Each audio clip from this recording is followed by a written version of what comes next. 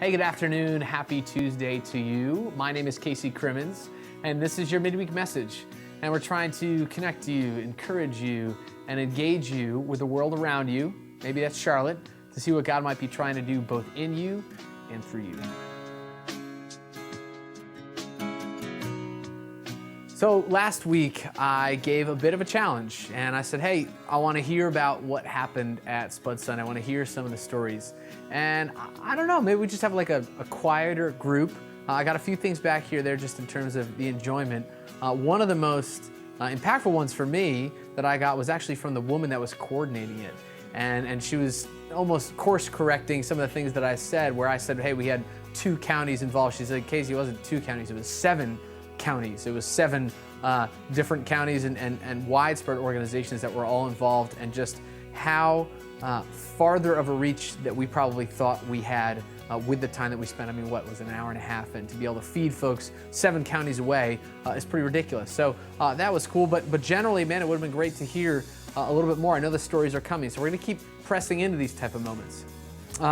But what was really cool was that one of the organizations that came was Loaves and Fishes. And this past week, about a week ago, we did a service project as a staff and went to Loaves and Fishes and did some sorting. And we got to ask the guy, like, hey, do you still have those potatoes? He's like, oh yeah, man, they've come in and they've already gone out by now, or most of them had. So that was just a cool, like, oh, this actually got to where it was going.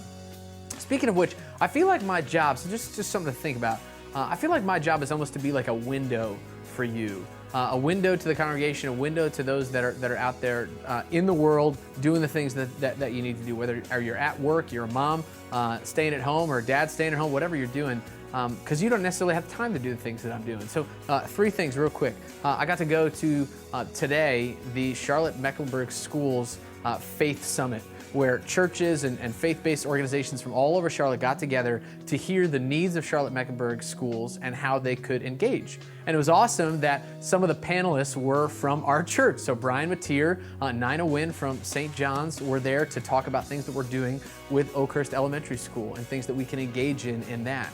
But the need is ridiculous. As some of you who are maybe parents of the Charlotte Mecklenburg School kids, you know there are tremendous needs, and our faith community is trying to step up and step into that role. So you'll be hearing about some of that coming up this weekend and weekends coming up, how you get involved. 2 other things real quick.